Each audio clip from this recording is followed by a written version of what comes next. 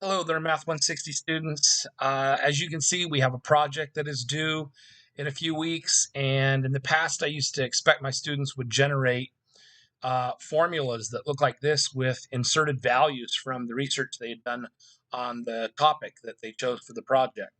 And a lot of students were really struggling with creating these, even with videos that I was uploading to YouTube showing them how it can generate these expressions and insert the values. Now I've done it in Word, and you can still do it and try to do it in Google Docs and then save it as a Word. But I've created these in Word, and now that we have Office 365 that you can get through your mycitruscollege.edu portal, when you open it up in your OneDrive, once you save this file, you can open it up in that file and view it through your Office 365 subscription that you get for free being a student at Citrus. So let's just say that we have a different scenario than the example. If you look on the samples that I've given for buying a car and buying a home or saving for retirement, these numbers match up with all three of the samples in the project.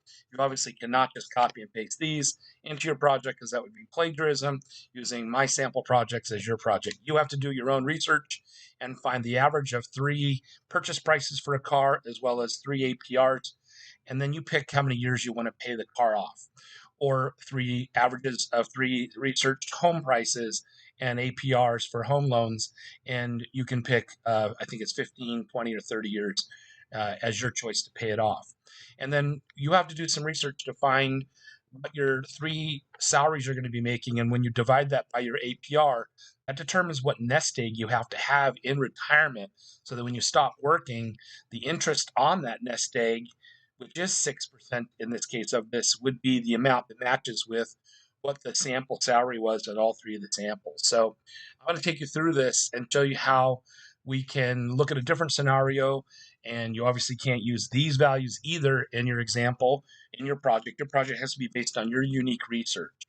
So let's just say that you did research and you found that the average of three cars that you wanted was 23,458. So you just change that value in the formula to match whatever it is for your research. Let's say that the average APR you found of three cars was 4.99 APR. So you'd want to change that to be 0.0499 in both the places required in the formula. And let's say you've chosen to pay that car loan off in 5 years. So you want to cursor up to where that 3 is and change it to a 5. That's the formula that we've been using in section 4.9 for paying a loan off. That would not match this payment amount. You would have to go back to your calculator, and I've already done all these calculations so we don't waste valuable time here in the video with inserting the values. But this is using the proper formula for 4.99% with a loan of $23,458 being paid off over 5 years. So to the closest penny, that would be $442.57. So if you go back to the script and you click on the box for where the payment is and retype it as 442.57, now all you would have to do is grab all that through rubber banding, dragging your mouse over this, and then copying it. You can go here up in the ribbon or right click and click on copy or Control C on keystrokes, and you copy it. And then you would probably have your project somewhere else in some other Word document. And after you had some introduction, some blah, blah, blah, then if you paste, if you can either right click or paste or Control V, all of these are ways to paste all of that copied formula with the inserted values and the inevitable payment. So if you look at the samples, you'll see that there's computations like this done digitally that are embedded in the test or in the project, and that's what is expected of you in the project. So getting back, let's say that you chose to you purchase a home, and the average of your three prices that you researched for a home were $529,509, and the average APR you had was 5.875. You would just change all those values in the formula, and let's just keep it at 30 years. It's the most common payment setup for a home loan, and at least initially. So if we go back to the calculator, I've also done those calculations a little while ago so that, again, we're not wasting time. re-entering those values, but at a 30-year loan, 5.875% for a $529,509 loan, your monthly payments would be $31.32 to the closest penny. So if you go back to the script, you would need to change the payment so that it matches up with the proper calculation. I'll be showing you in just a bit how to use tables in Excel to generate a value that will match this value, which is what I'm going to definitely be looking for when I'm grading the project.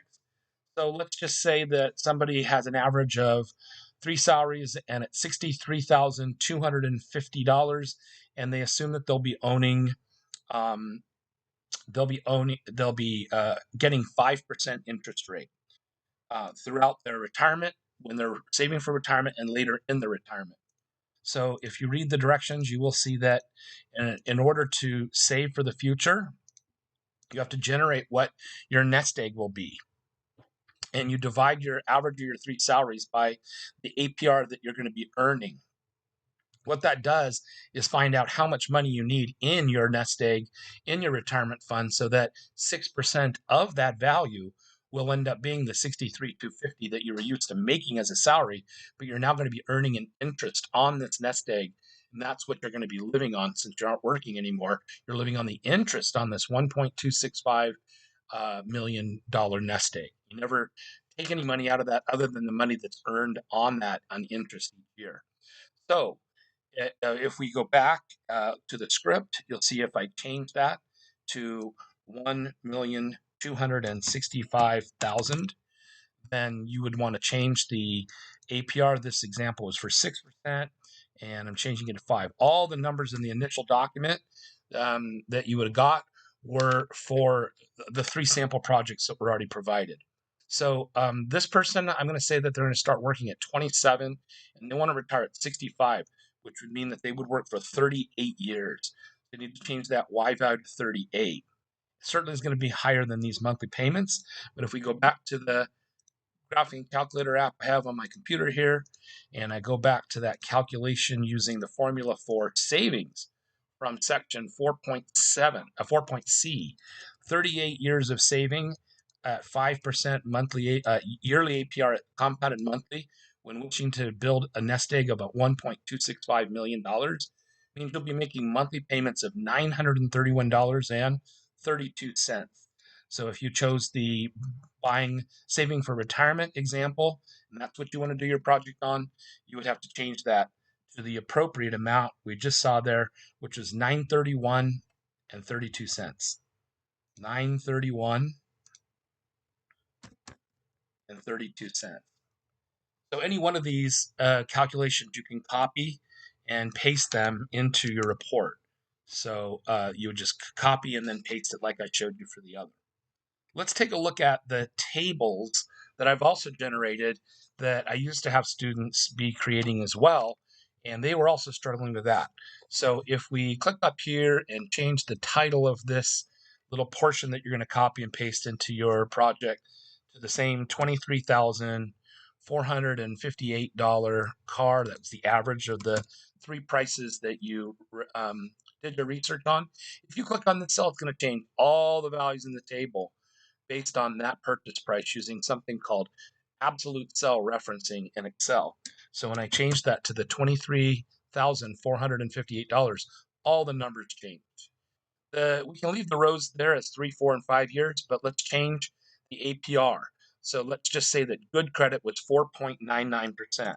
When I change that to 4.99%, it's going to change the headers for these 2 tables and all the values in that column.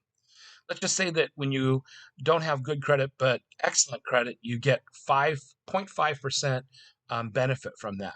So 4.49% would be half of a 8% APR lesser than if you only had good credit. And poor credit would probably be 0.5% more, which would be 5.49%. And that'll change all the values, not only in the headers, but of course the calculations.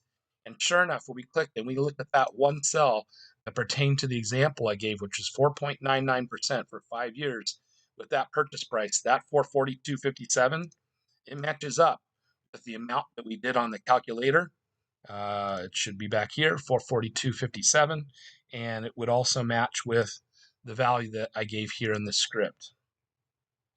So if you chose the buying a home example, you would click in here to change the price of the home to the $529,509. And that doesn't change anything in the tables. You have to change it here for the cell referencing. $529,509. Now you'll see all of the values in these, the 9 values in each of these 3 tables change. But they're based on paying the loan off over 15, 20, and 30 years, which is fine. But let's change this to 5.875%, which will change all the values in that column. And if you had excellent credit, you might be rewarded with an extra 0.25% less than that, which would be 5.625%. But if you had poor credit, it might be 0.25% more than that. That's 6.125%. So let's just match it up again. The example I had was 5.875% with borrowing that amount over 30 years. And that value right there in the table, it matches up just like that value did from the work we did before. Just going back to the calculator, you'll see there's the 31, 32, and 25 cents that also would be matching up with the amount you would show in your work. Lastly, the table for retiring does have a header saying that you would be saving for only 1.25 million, and our example was 1.265 million. We'll go ahead and just keep it at retiring at ages 55, 65, and 70. But we do have to change this because that's the cell that is being cell referenced in the table. So there's your 1.265%. I said 5%, and these numbers are based on when the market was a little bit better. So let's just make this be 5% here, and you'll see how it changes all the values in that table. And we can change this to maybe 6% because the market's just not really doing that great right now. And we'll just make that 8%, hoping that we get a really good return. So these would be different amounts that you'd have to put away to achieve that goal. So remember that we had 1.265. Oh, you also have to change this cell here, which is the age that you'd start saving for retirement. My example was when you would start saving at 27, not 26. So as soon as I change that, it will change all these values because you started working a year later, you had 1 year less of savings. And that changes all the values in the tables as well. The cell that refers to my example at 5%, retiring at 65 when starting at 27, age 27, with wanting a 1.265 nest egg, that matched up with this value in the chart. And if we go back to the calculator, you will see that's the same amount. And it's also the same amount that I chose to include in my scripts for that example that I would copy and paste. I hope you enjoy this project and see that along the way, it's very easy to just change the values based on your research in these tables and then just copy them. The tables copy just as easily as the expressions that I showed. So if you drag all over all those cells, and I'm just going to right click to copy it.